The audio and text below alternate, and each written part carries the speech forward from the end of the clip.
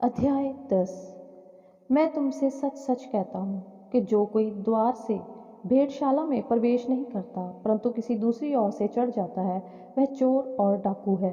परंतु जो द्वार से भीतर प्रवेश करता है वह भेड़ों का चरवाहा है। उसके लिए द्वारपाल द्वार खोल देता है और भेड़ें उसका शब्द सुनती हैं और वह अपनी भेड़ों को नाम ले लेकर बुलाता है और बाहर ले जाता है। जब वह अपनी सब भेड़ों को बाहर निकाल चुकता है तो उनके आगे आगे चलता है और भेड़ें उसके पीछे पीछे हो लेती हैं क्योंकि वे उसका शब्द पहचानती हैं। परंतु वे पराये के पीछे नहीं जाएंगी परंतु उससे भागेंगी क्योंकि वे परायों का शब्द नहीं पहचानती। यीशु ने उनसे यह दृष्टांत कहा परंतु वे ना समझे कि ये क्या बातें हैं जो वह हमसे कहता है। तब यीशु ने उनसे फिर कहा, मैं तुमसे सच सच कहता हूँ, भेड़ों का द्वार मैं हूँ।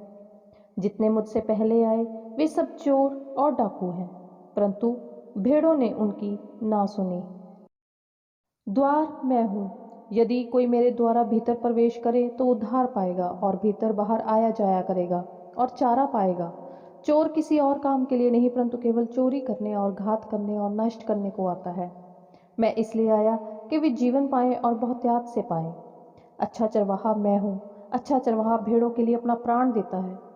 मजदूर जो ना चरवाहा है और ना भेड़ों का मालिक है भेड़ियों को आते देखकर भेड़ों को छोड़कर भाग जाता है और भेड़िया उन्हें पकड़ता और तितर बितर कर देता है। वह इसलिए भाग जाता है कि वह मजदूर है और उसको भेड़ों की चिंता नहीं।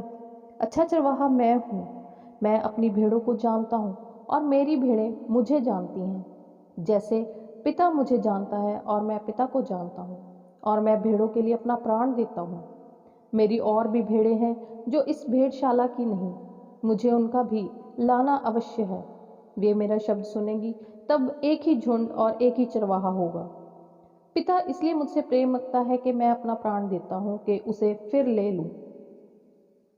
कोई उसे मुझसे छीनता नहीं वरन मैं उसे आप ही देता हूँ। मुझे उसके देने का भी अधिकार है और उसे फिर ले लेने का भी अधिकार है। यह आज्ञा मेरे पिता से मुझे मिली है। इन बातों के कारण यहूदियों में फिर फूट पड़ी। उनमें से बहुतों से कहने लगे, उसमें दुष्ट आत्मा है और वह पागल है, उसकी क्यों सुनते हो। अन्य लोगों ने कहा, ये बातें ऐसे मनुष्य की नहीं जिसमें दुष्ट आत्मा हो। क्या दुष्ट आत्मा अंधों की आंखें खोल सकती है। यरूशलेम में स्थापना पर्व मनाया जा रहा था और जाड़े की ऋतु थी। यीशु मंदिर में सुलेमान के ओसारे में टहल रहा था। तब यहूदियों ने उसे आकर घेरा और पूछा, तू हमारे मन को कब तक दुविधा में रखेगा। यदि तू मसीह है तो हमसे साफ साफ कह दे। यीशु ने उन्हें उत्तर दिया, मैंने तुमसे कह दिया पर तुम विश्वास करते ही नहीं। जो काम मैं अपने पिता के नाम से करता हूँ वे ही मेरे गवाह हैं परंतु तुम इसलिए विश्वास नहीं करते क्योंकि मेरी भेड़ों में से नहीं हो। मेरी भेड़ें मेरा शब्द सुनती हैं, मैं उन्हें जानता हूँ और वो मेरे पीछे पीछे चलती हैं और मैं उन्हें अनंत जीवन देता हूँ।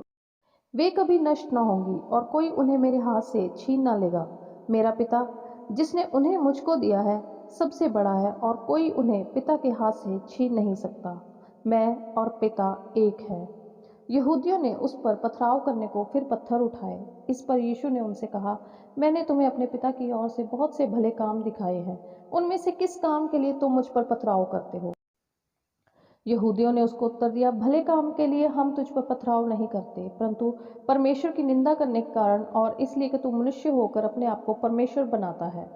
यीशु ने उन्हें उत्तर दिया, क्या तुम्हारी व्यवस्था में नहीं लिखा है, मैंने कहा तुम ईश्वर हो।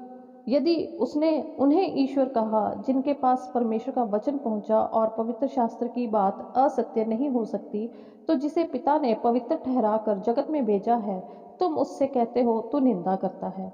इसलिए कि मैंने कहा मैं परमेश्वर का पुत्र हूँ। यदि मैं अपने पिता के काम नहीं करता तो मेरा विश्वास ना करो परंतु यदि मैं करता हूँ तो चाहे मेरा विश्वास ना भी करो परंतु उन कामों का तो विश्वास करो ताकि तुम जानो और समझो कि पिता मुझ में है और मैं पिता में हूँ। तब उन्होंने फिर उसे पकड़ने का प्रयत्न किया परंतु वह उनके हाथ से निकल गया। फिर वह यरदन के पार उस स्थान पर चला गया जहाँ यूहन्ना पहले बपतिस्मा दिया करता था और वहीं रहा। बहुत से लोग उसके पास आकर कहते थे, यूहन्ना ने तो कोई चिन्ह नहीं दिखाया परंतु जो कुछ यूहन्ना ने इसके विषय में कहा था वह सब सच था और वहाँ बहुतों ने यीशु पर विश्वास किया।